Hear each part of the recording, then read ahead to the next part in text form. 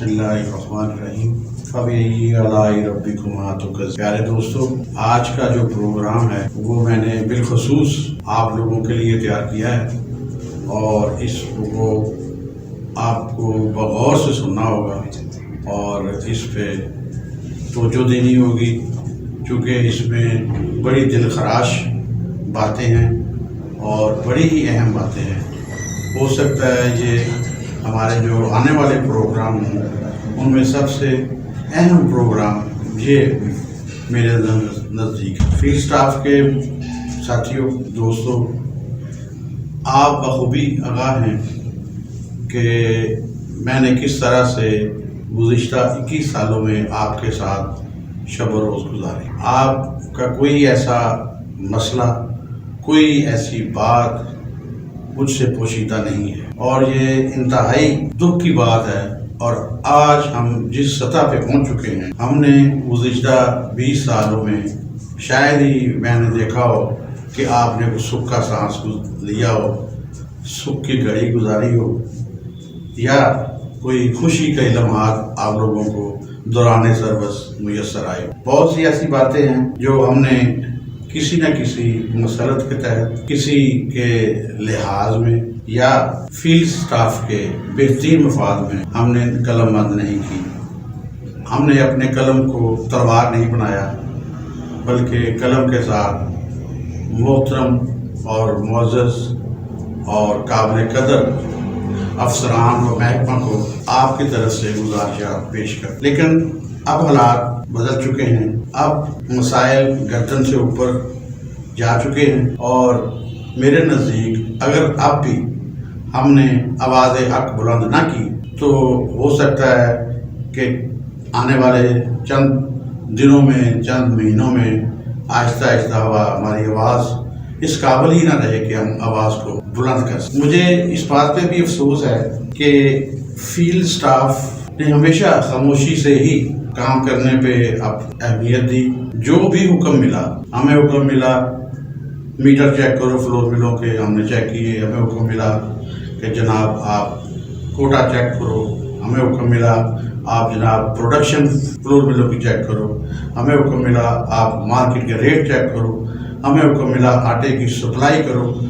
ہم نے تمام احکامات پہ عمل کیا اور یہی وہ وجہ ہے، پھر سن لیجئے، یہی وہ وجہ ہے کہ ہم پہ مسائل بڑھتے ہی گئے۔ محکمے نے سمجھا کہ یہ جو ہے یہ تمام انسان نہیں ہیں، ان کی کوئی ذاتی لائف نہیں ہے، ان کے گھر بار نہیں ہیں، اور انہوں نے آپ کو ڈے ٹو نائٹ ہر وقت مصروفیت میں رکھا۔ یہ اچھی بات بھی ہے اس کو اگر ایک نظر سے دیکھا جائے، لیکن میرے نزدیک یہ بات اچھا نہیں ہے کہ ہر بات پہ سر تسلیم خم کیا ہے۔ دوستو، آپ کو میں یاد کر رہا ہوں کہ جو مجھے یاد پڑتا ہے 2001 یا 2 میں راول پنڈی کے D D F Sharjeel Mirza صاحب تھے۔ میں نے ان سے پہلی ملاقات کی اور انہیں اپنے مقصد سے آگاہی کرنے کی کوشش کی کہ ہم لوگ ایسے ایسوسیشن بنائیں گے، یہ مقاصد ہے ہمارے، اور یہ انشاءاللہ جو ہے یہ کسی بھی محکمانہ جو فرائض ہیں ان کے آڑے میں نہیں آئے گی، بلکہ یہ ہم اپنی فلاح و بہبود کے لیے بنا رہے ہیں۔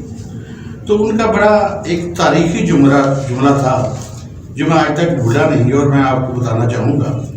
انہوں نے کہا، خان صاحب کیسی باتیں کر رہے ہیں، بھیڑیں جو ہوتی ہیں ان کی یونین نہیں ہوتی اور شیر جو ہے وہ یونین بنایا ہی نہیں کرتے۔ مجھے ان کی اس بات پہ خاصا غصہ آیا اور میں نے کہا، مرزا صاحب جب چند بھیڑیں اکٹھی ہو جاتی ہیں تو شیر بھی بھاگ جایا کرتے ہیں۔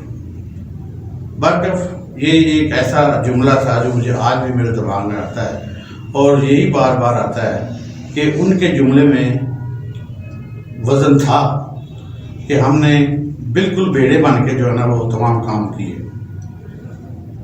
اب ہم آتے ہیں اپنے اصل مدعے کی طرف۔ میرے तजर्बे की रोशनी में जो बात सामने आ रही है वो ये है कि हमारे इन तमाम मसाइल की जो बुनियाद है, जो जड़ है, जो वजह है, वो है आपस का नफाक, इत्तेहाद का ना होना। ये एक बहुत बड़ी अलामत है कि हम लोगों ने अपने मसाइल को इज्तमाई मसाइल के हल की बजाय इनफरादी मसाइल, इसको इनफरादी समझ के हल करने की कोशिश की।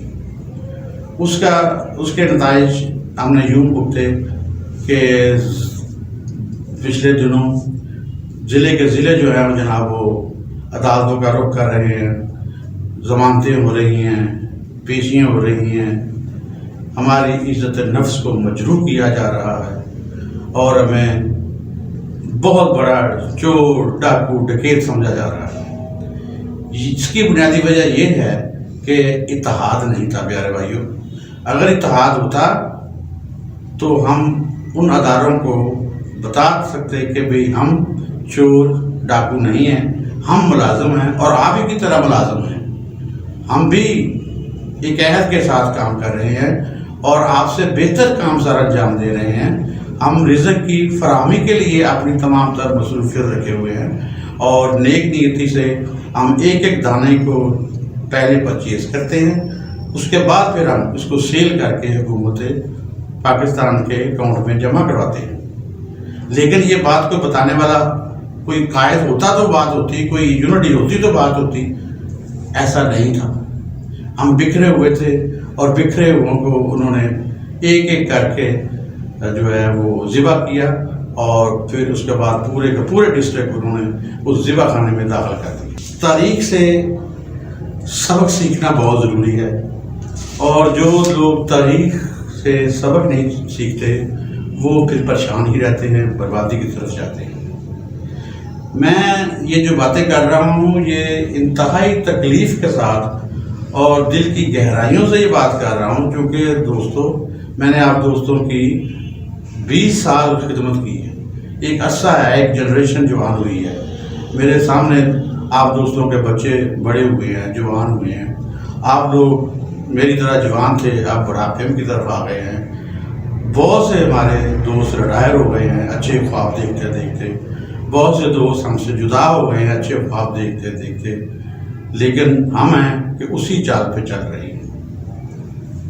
ये बात मैं किसी की तज़हीक में नहीं कह रहा, बार बार कह रहा हूँ, बल्कि मैं अपने दिल की गहराई से बात कर रहा हूँ। मसाइल और दलदल से अगर आपने बाहर आना है, अपनी इज़्ज़त नफ्स को महफूज करना है और अपने बच्चों के सामने बाइज़्ज़त होना है, तो फिर हमें एक रास्ता अपनाना पड़ेगा। वो रास्ता है यूनिटी का, इत्तेहाद का। और वो इत्तेहाद कैसे आएगा?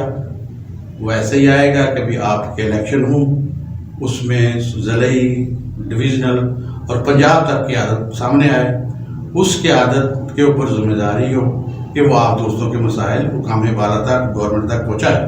हमने एक तजर्बा किया था, आपको याद होगा, जो सीनियर दोस्त हैं उनको बहुत अच्छी तरह से याद होगा कि 99 में मैंने आप दोस्तों के महकमा को ज्वाइन किया और उससे 3 साल बाद एक एसोसिएशन वजूद में आई, यानी 2002 के आगाज़ में, अप्रैल में। उस एसोसिएशन ने, जिसकी क़ियादत आसन चीमा साहब, ख्वाजा नसीम साहब कर रहे थे, उन्होंने बहुत से मसाइल हल करवाए। वो यूनिटी की बदौलत था। आप जो दोस्त सीनियर हैं उनको पता है कि फूड डायरेक्टरेट में 40 के करीब सीटें होती थी और दोस्त बाहर दरवाजे पे भी खड़े होते थे और राहदारी पे भी खड़े होते थे और मूवमेंट एक दूसरे की मुश्किल होती थी। जो लोग लेट हो जाते थे वो बाहर ही खड़े रहते थे। यानी ये थी एक इत्तेहाद की फ़ज़ा। डायरेक्टर साहबान, सेक्रेटरी साहबान के मुखबर जो दफ्तर में फिर रहे होते हैं, वो बताते थे कि ये बाहर 100 बंदा खड़ा है, बाहर 50 बंदे खड़े हैं जो एसोसिएशन के साथ है, पूरे पंजाब से 2-2, 4-4 बंदे आए हुए।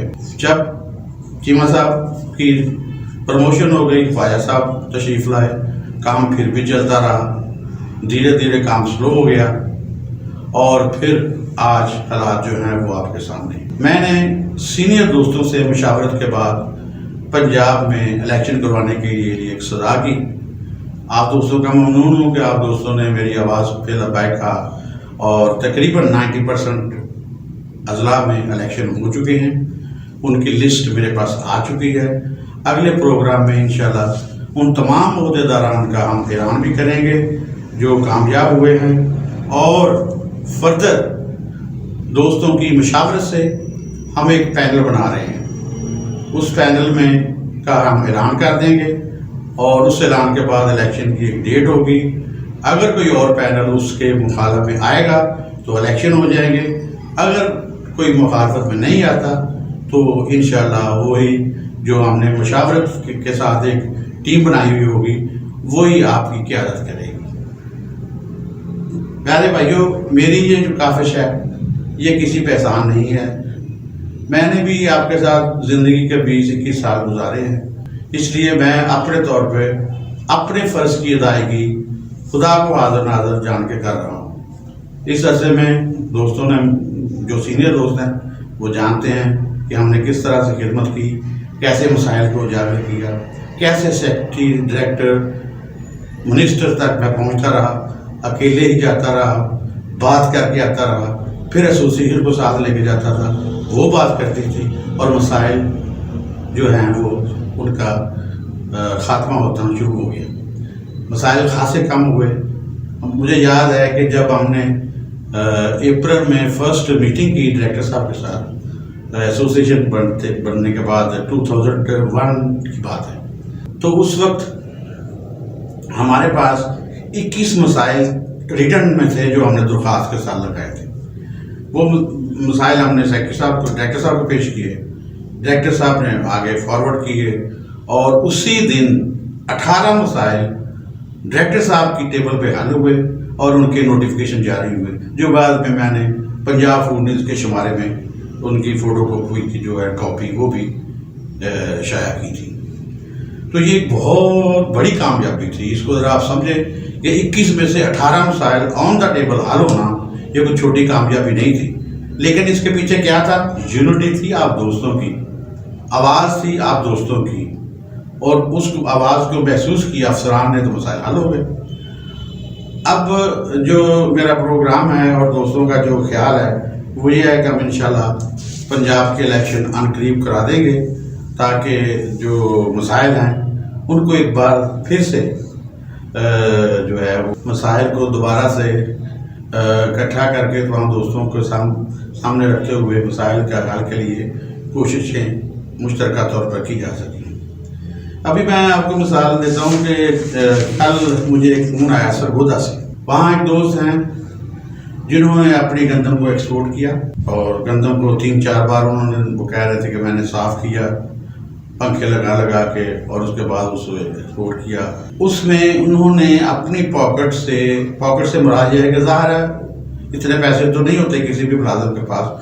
دوست صاحب آپ سے پکڑ دکڑ کر کے انہوں نے وہ بتا رہے تھے کہ تقریباً 25 لاکھ میرا خرچہ آیا، اور جو محکمہ ہے انہوں نے جب کام کروانا تھا افسران میرے پیچھے تھے، مجھے تھپکی دے رہے تھے کہ انشاءاللہ آپ کرواؤں گا، اس کا حل نکال لیں گے۔